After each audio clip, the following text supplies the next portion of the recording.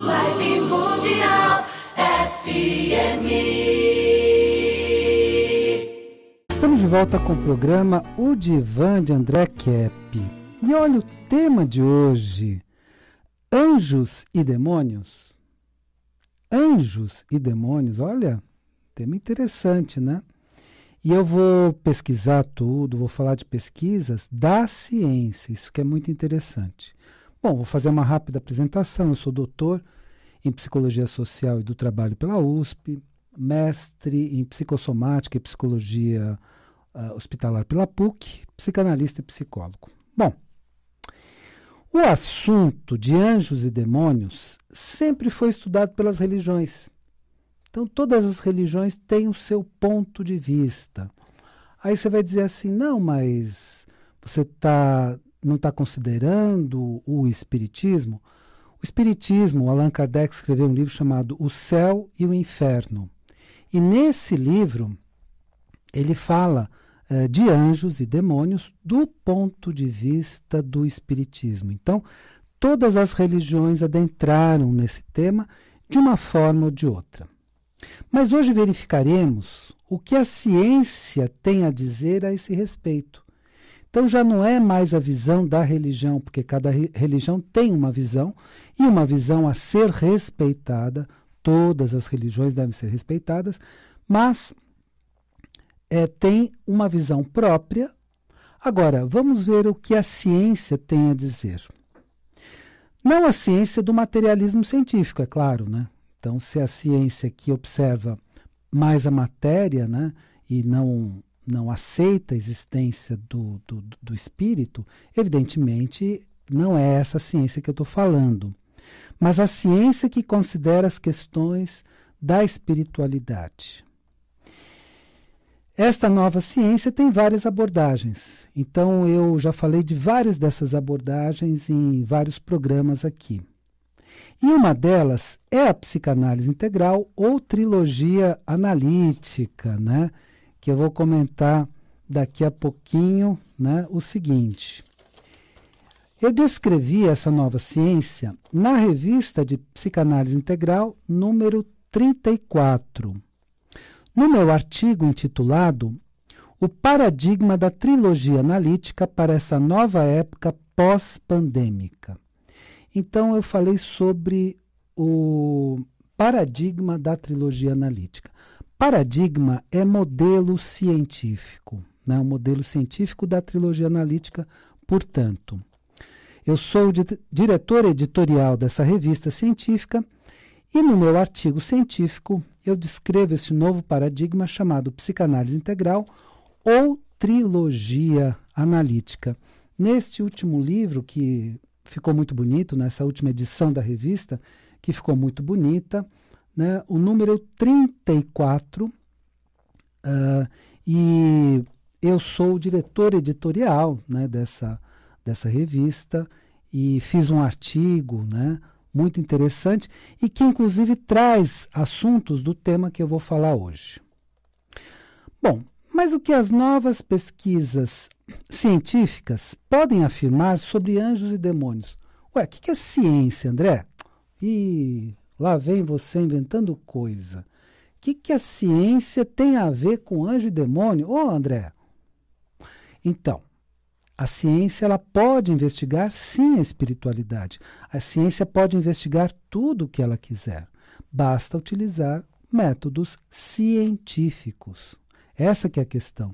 Então, se você utilizar um método científico, você investiga o que você quiser. E coisas invisíveis, né? Ué, as ondas de rádio são invisíveis. E, no entanto, elas existem. As ondas da internet também são invisíveis, no entanto, elas existem. As ondas de telecomunicação são invisíveis, no entanto, elas existem. Então, não é só o universo visível.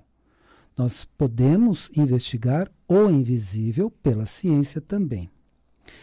Vou falar de algumas observações científicas sobre anjos e demônios. E, André, da onde? Vamos lá.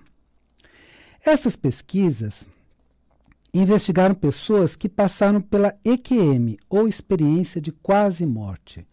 O que é EQM? São pessoas que tiveram a experiência de quase morte, elas tiveram morte clínica detectada e depois voltaram a viver. Então a morte clínica foi constatada e essas pessoas, na sequência, voltaram a viver. E os pesquisadores fizeram entrevistas. Mas o que aconteceu nesse período? E são esses dados que são muito importantes, muito relevantes para a ciência atual. São pessoas que tiveram a morte clínica confirmada pelos médicos e voltaram a viver.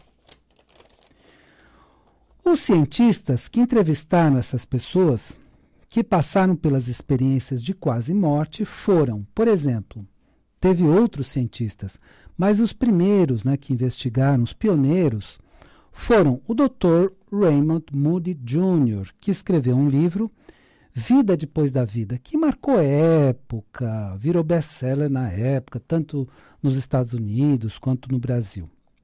A doutora Elizabeth Kubler-Ross, que eu tive o grande prazer e a grande honra de conhecê-la e de conversar com ela no 2º Congresso Mundial de Logoterapia na cidade de Hartford, nos Estados Unidos.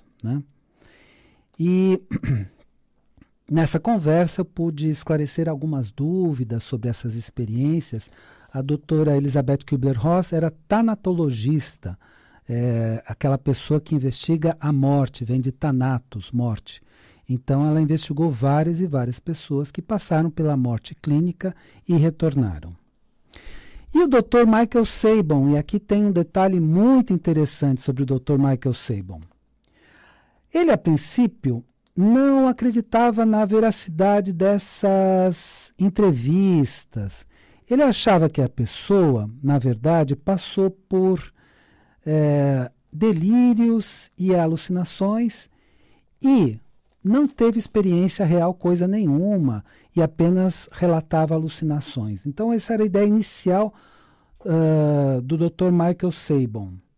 Mas ele mudou de opinião depois de sua pesquisa. Por quê? Porque o que as pessoas falavam era muito consistente, era muito coerente. Ninguém falava, olha, eu vi um elefante cor-de-rosa que voava e depois um carro que voava de cabeça para baixo. Não tinha nada de inconsistente, de incoerente. Mas tudo muito consistente, muito coerente. Como são feitas essas pesquisas, desses 3 pesquisadores, pelo menos, e de outros que ainda fazem essas pesquisas? A pessoa que teve uma experiência de quase morte relata para o pesquisador tudo o que ocorreu durante um período em que estava com morte clínica constatada. Então o pesquisador pergunta, o que aconteceu nesse período de morte clínica constatada? E o Dr. Michael Sabon acreditava que a pessoa iria relatar uma série de delírios. O que são delírios? Na definição de Isaías Paim, curso de psicopatologia. O que são delírios?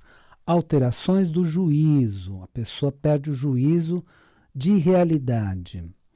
E alucinações, que são alterações da percepção. Então, alucinar é ter todas as percepções também distorcidas. Então ele achava que a pessoa relataria uma série de delírios, uma série de alucinações, imaginações, vamos dizer assim, usando uma linguagem mais simples, imaginações, fantasias, mas não foi isso que ele observou. Sobre esse período de morte clínica, entrevistando as pessoas, ele observou que havia muita coerência e consistência nessas descrições.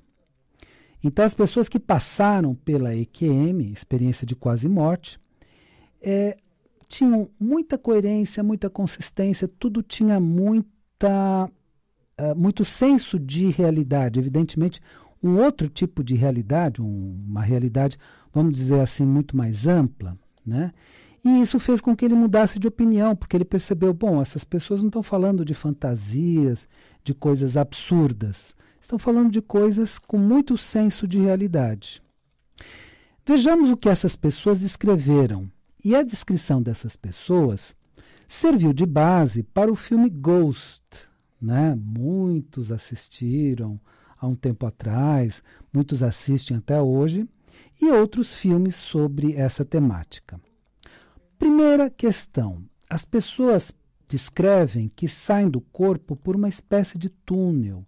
Então passam por uma espécie de túnel e depois passam a ter algumas experiências que, segundo elas se percebem fora do corpo.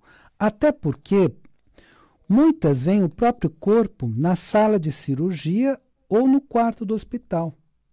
E de lá começam a caminhar e tem uma série de experiências. Deste momento em diante, muitos descrevem a presença de seres espirituais, inclusive de anjos, né, que são seres luminosos, e outros seres espirituais. Portanto, por essas descrições iniciais que eu estou falando aqui, temos um primeiro indício da existência desses seres espirituais e dos anjos, né? Então, os anjos seriam seres de muita luz, seriam seres um pouco diferentes daquelas pinturas antigas, né? Dos querubins, dos serafins, dos anjos, né? Um pouco diferente porque são seres com muita luz, né? Vibe Mundial 95.